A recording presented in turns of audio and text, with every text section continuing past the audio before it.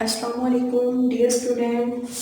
Inter part 1 मज़मून six chapter number 5 जिसका नाम है हुकूमत, और उसका ही आज सवाल नंबर 2 जिसके बारे में हम डिस्कस करेंगे वो है सवाल नंबर 2। और चैप्टर नंबर 5 यानी हुकूमत, और हुकूमत के बारे में हम कल जो है वो डिस्कस कर चुके हैं। और आज का जो हमारा टॉपिक है वो है आमरीत, और पेज नंबर है ये 74। आज का जो टॉपिक है वो है आमरीत। तो चलिए इसके बारे में डिस्कस करते हैं। सबसे पहले चलते हैं इसके मफ़हूम की तरफ, इसका मफ़हूम समझते हैं। आमरीत ऐसी हुकूमत को कहते हैं जिसमें रियासत के तमाम अख्तियारात फ़र्द वाहिद के हाथ में होते हैं। वो तमाम अख्तियारात और कवानीन का सरचश्मा होता है। वो अपने लामहदूद अख्तियारात को बगैर किसी पाबंदी के इस्तेमाल कर सकता है। आमर अपने अफ़ाल के लिए किसी के सामने जवाबदेह नहीं होता। इसका दौर इक़्तिदार मुतय्यन नहीं होता। इसे मौत या जवाबी इंक़िलाब ही इक़्तिदार से हटा सकता है। यानी देखिए, इसमें हमें आमरीत का जो है वो मफ़हूम में ये चीज़ समझाने की कोशिश की जा रही है कि आमरीत जो है वो इस तरह की हुकूमत होती है जिसमें उस रियासत के तमाम अख्तियारात जो है ये एक शख्स के हाथ, एक फ़र्द के हाथ में होते हैं, और वो तमाम अख्तियारात और कवानीन का सरचश्मा खुद होता है, और वो अपने लामहदूद अख्तियारात को बगैर किसी पाबंदी के इस्तेमाल कर सकता है। यानी उस पर कोई पाबंदी नहीं है। और उसमें देखिए, आमर अपने अफ़ाल के लिए किसी के सामने जवाबदेह नहीं है। इसे मौत या जवाबी इंक़िलाब ही इक़्तिदार से हटा सकता है। अब इसमें जो है हमारे पास देखते हैं आमरीत की इक़साम के बारे में चलते हैं। इसका मफ़हूम तो हम समझ चुके। अब देखते हैं कि आमरीत की जो इक़साम है वो कितनी किस्म की हैं और कौन कौन सी हैं। तो चलिए देखें कि सबसे पहले हमारे पास है कौमी आमरीत। बाज़ दफ़ा आमरीत पसंद कौमें, देखिए इसमें जो बाज़ दफ़ा क्या होता है, आमरीत पसंद कौमें जो हैं वो इसके इख्तियारात को अपनी कौम के मकबूल तरीन लीडर को सौंप देती हैं। और इसकी बड़ी बड़ी मिसालें हैं। देखें, अब इसकी मिसालों की तरफ हम चलते हैं और देखते हैं कि कौमी आमरीत क्या थी।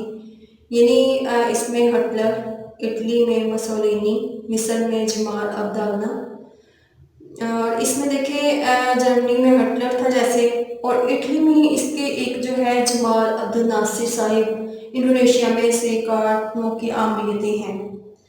ये कौमी आमरीत में शामिल था। हमें इसमें ये चीज़ बताई गई है कि बाज़ दफ़ा इस तरह की जो आमरीत पसंद कौमें होती हैं वो बाखुशी आमराना अख्तियारात को अपनी मकबूल कौम के जो लीडर होते हैं उनको सौंप सकते हैं। अब नेक्स्ट में देखें, हमारे पास है फ़ौजी आमरीत। ये कुव्वत के बल पर कायम की जाती है। दौरे जदीद में आमरीत की सबसे आम किस्म है। यानी ये कुव्वत या ताकत के बल पर कायम की जाती है। दौरे जदीद में आमरीत की सबसे ये आम किस्म है, यानी फ़ौजी आमरीत। ऐसी आमरीत फ़ौजी लीडर फ़ौज की पुष्टपनाही से कायम करता है। चनाचा वो हमेशा फ़ौज से वाबस्ता रहता है और इसे मजबूत और खुश रखता है। मौजूदा दौर में कम्युनिस्ट आमरतियों को छोड़कर करीबन, ये देखें, अब इसमें हमने जो पढ़ा है कि फ़ौजी आमरीत में क्या होता है। फ़ौजी आमरीत में ये जदीद आमरीत में सबसे एक आम किस्म है। हमें ये चीज़ यहाँ पे बताई जा रही है कि ये एक आम किस्म है और ये हमेशा फ़ौज से वाबस्ता रहता है और ये मजबूत और खुशी रहता है।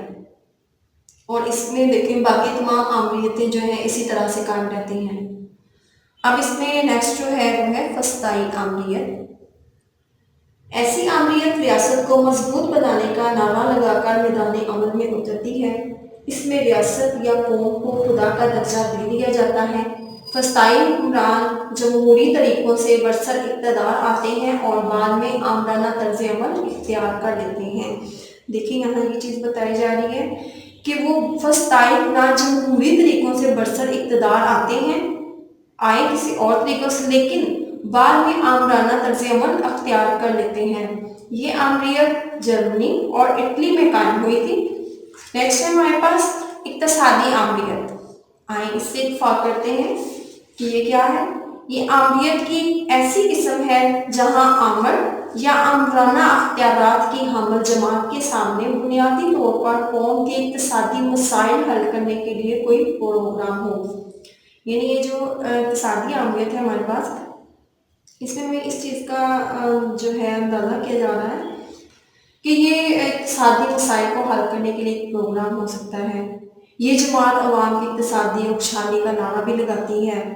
आमरीयत की ये किस्म इश्तराकी ममालिक मसलन रूस, चीन, यूगोस्लाविया, हंगरी वगैरह ममालिक में मौजूद थी।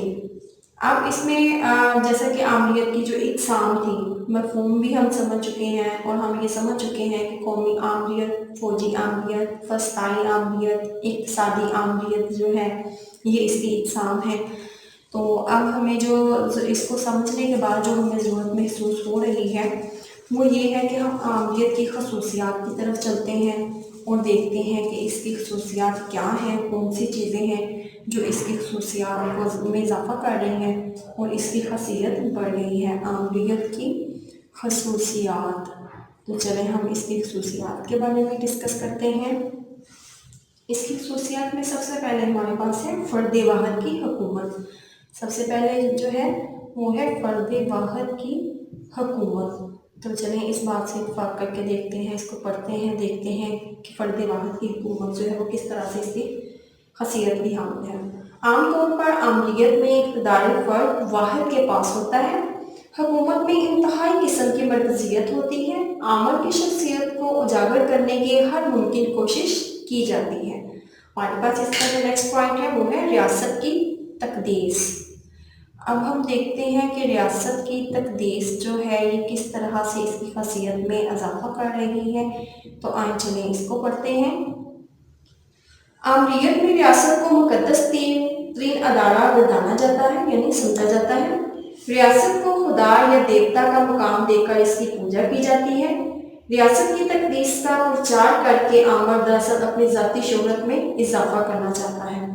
नेक्स्ट में हमारे पास जो है वो है एक पार्टी की हुकूमत। एक पार्टी की हुकूमत, इसको भी पढ़कर देखते हैं कि ये किस तरह इसकी खसीयत में इजाफ़ा कर रही है। आमरीयत एक पार्टी की हुकूमत के असूल पर मबनी होती है। एक रियासत, एक जमात और एक लीडर इसका नारा होता है। देखिए यहाँ ये चीज़ बताई जा रही है, एक पार्टी की जो हुकूमत है वो हुकूमत के असूलों पर तो मबनी है ही, लेकिन उसमें एक रियासत, एक जमात और एक लीडर का नारा होता है। सिर्फ आमर की बनाई हुई जमात को मुल्क में काम करने की इजाज़त होती है, बाकी तमाम पार्टियां खिलाफ कानून करार दी जाती हैं। और नेक्स्ट में हमारे पास है आज़ादी का फ़क़दान। चलिए इसके बारे में पढ़ते हैं। आज़ादी का फ़क़दान जी किस तरह इसकी खसीयत को बढ़ा रहा है। चलिए, मुल्क में किसी शख्स की आमर की कारनामों पर तनकीद का हक नहीं होता और अगर ऐसी तनकीद हो तो इसे सख्ती के साथ कुचल दिया जाता है, यानी उसको सख्ती के साथ कुचल दिया जाता है। इस निज़ाम में शहरियों की आज़ादियाँ सलब कर ली जाती हैं। आप देख रहे हैं कि यहाँ बताया जा रहा है कि आज़ादी का जो फ़क़दान है किस तरह इसकी खसीयत में इसने इजाफ़ा कर दिया। अब हमारे पास जो नेक्स्ट है वो है अख्तियारात का अर्तकाज़। तो वो चले आए इसको पढ़ते हैं। अख्तियारात का अर्तकाज़ जो है ये किस तरह से इसकी खसीयत को बढ़ाया है इसने, तो इसके बारे में हम डिस्कस करते हैं।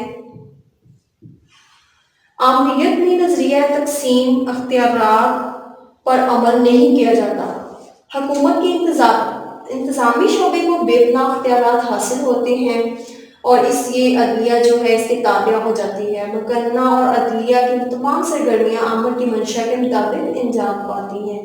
यानी ये जो सारे फैसले हैं, ये इंतज़ामिया के तमाम अख्तियारात हतमी तौर पर आमर के हाथ में होते हैं। अब नेक्स्ट बात जो है हमारा वो है हवस और मुल्कियत। देखते हैं, इस तरह से इत्तफ़ाक़ करते हैं कि ये क्या है हवस मुल्कियत,